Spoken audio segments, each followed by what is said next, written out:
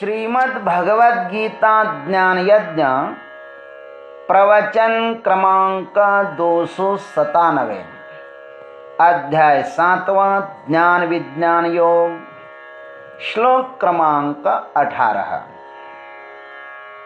जय महाकाल। आज 26 फरवरी है। आज से उज्जैन नगरी में होने वाले अपने महामृत्युंजय महायज्ञ की पूर्णाहुति के ठीक 361 दिन शेष है। जय महामृत्युंजय महायज्ञ।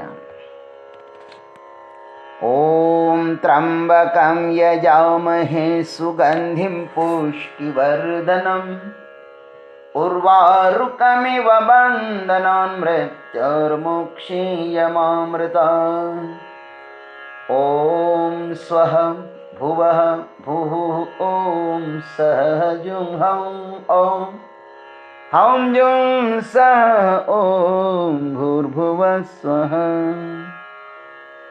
ओम समस्तजनकल्याणे निरतं करुणामयं नमामि चिन्मयं देवं सद्गुरुं ब्रह्मविद्वरम् वसुदेवसुतं देवं कंसचाणूरमर्दनं देवकी परमानन्दं कृष्णं वन्दे जगद्गुरुम्।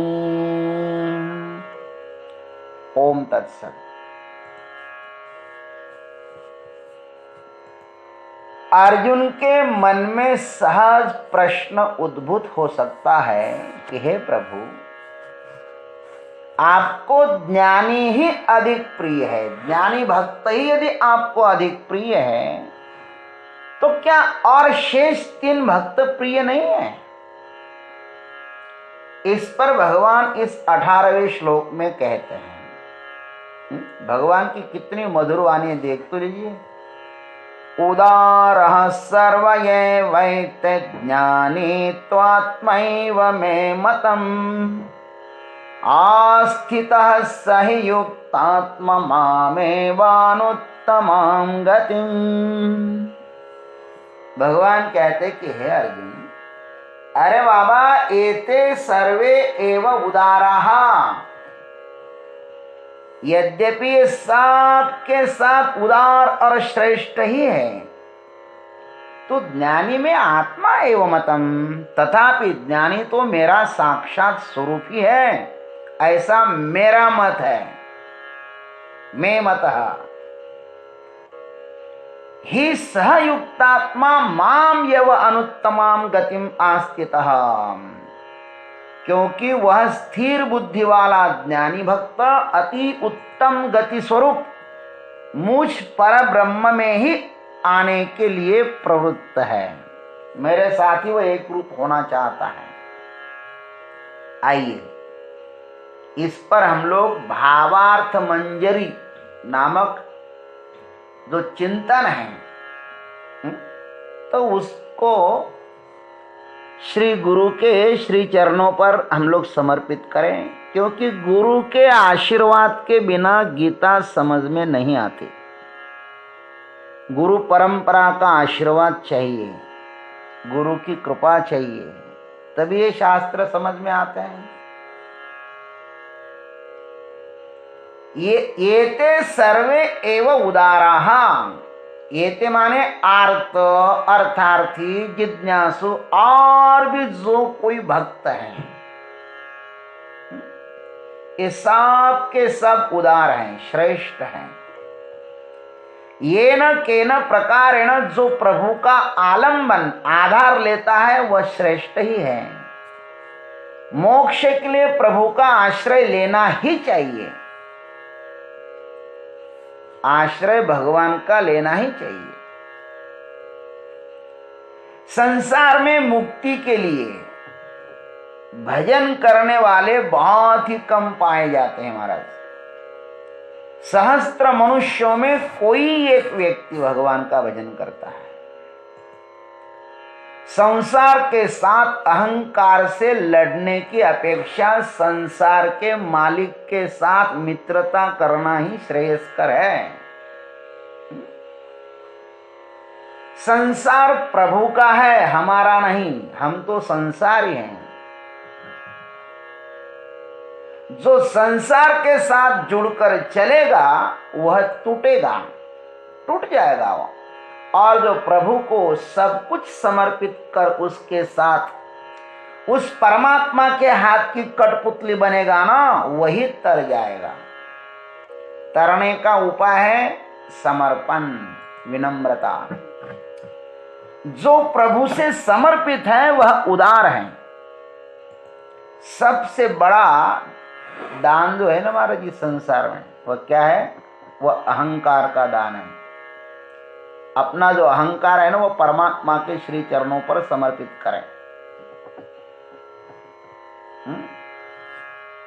जो अपना अहंकार परमात्मा के श्री चरणों पर समर्पित करता है ना, वही तो उदार है। अहम और मम तो हमारे जीवन का केंद्र है। वही प्रभु को समर्पित करो तो फिर जीवन में आनंद मंगल ही है। यही सच्ची यथार्थ उदारता होगी। उदारः कहा ना भगवान ने, उदारः सर्वैवैते। हजारों लोग हैं महाराज जो संकट में भी और सुख में भी प्रभु का नाम नहीं लेते हैं। सुख में तो लेते नहीं, संकट में भी नहीं लेते हैं। अपने अहम के बल पर ही उसके साथ लड़ते रहते हैं। बहुत कम लोग हैं जो ईश्वर की सत्ता को स्वीकारते हैं। जीवन में ईश्वर की सत्ता को स्वीकार करो तो प्रभु के पास जाने के लिए एक खिड़की खुल गई है, ऐसा समझ लो। हाँ? सत्ता को तो स्वीकार कर लो, पर इतना अहंकार कि भगवान की सत्ता को भी स्वीकार नहीं करते। स्वीकार कर लो कि भगवान है, इतना ही यदि आप कहोगे ना, तब ऐसे व्यक्ति का जीवन ऊर्ध्वगामी बहना शुरू हो जाता है। अर्थात प्रभु की तरफ बहने वालों को मंजिल अवश्य मिलती है। जिसका जीवन ऊपर की तरफ बहना शुरू हो जाता है वह उदार है। संसार स्वार्थी है। भक्त और भगवान उदार होते हैं। अज्ञानियों का प्रेम स्वार्थ की धुरी पर घूमता रहता है। अज्ञानियों का प्रेम वासना पूर्ति तक ही सीमित रहता है। वे उदार नहीं होते हैं। वे देते भी हैं तो कुछ पाने के लिए ही देते हैं। जहां पर कुछ भी नहीं मिलता वहां पर वे ढूंढ कर भी नहीं देखते हैं। लेकिन संत तो उदार होते हैं। संत उदार उदार भरले अनंत भांडार। संत का उदारपना कभी समाप्त नहीं होता, क्योंकि उनके पीछे परमात्मा खड़ा है। भोले शंकर तो अवढ़र दानी है महाराज, आशुतोष है। स्वयं तो स्मशान में रहता है और भक्तों को सुवर्ण के महल दे देते हैं। भगवान के स्वभाव वाला भक्त ही भगवान को प्रिय है।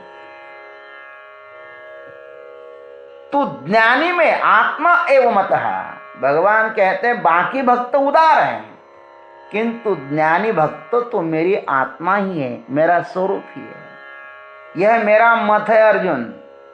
बाकी पथिक है और यह गंतव्य तक पहुंच गया है। मैं ज्ञानी को हर अवस्था में उपलब्ध हूं। मैं ज्ञानी को हर अवस्था में उपलब्ध हूं, क्योंकि हम एक दूसरे से पृथक नहीं है, अनन्य है। अब ज्ञानी को मेरा स्मरण नहीं करना पड़ता, क्योंकि हम दोनों एक ही हैं। सदैव हम साथ साथ ही रहते हैं। दूर की वस्तु का स्मरण होता है, पास की वस्तु का नहीं। ज्ञानी और मैं अब दूर नहीं, अपितु बहुत ही नजदीक है हम लोग। देखो,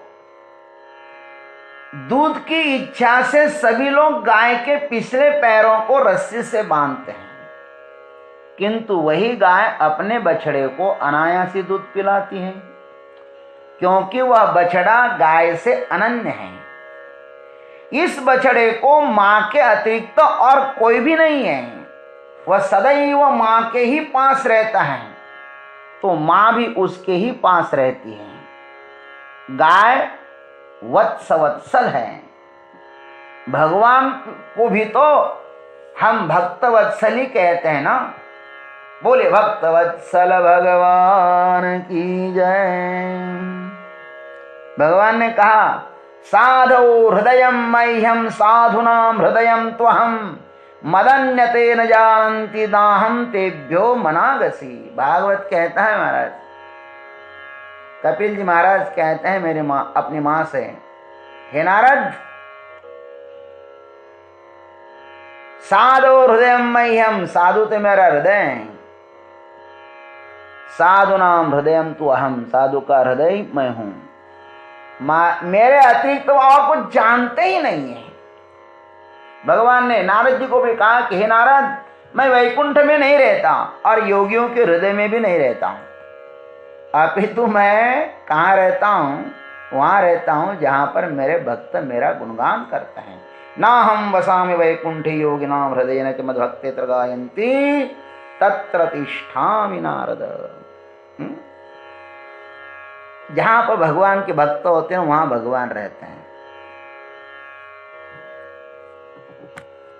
साधु मेरे बिना और कुछ नहीं जानते हैं और मैं भी उनके बिना और कुछ भी नहीं जानता। यही प्रभु की महानता है, यही भगवान का वैभव है।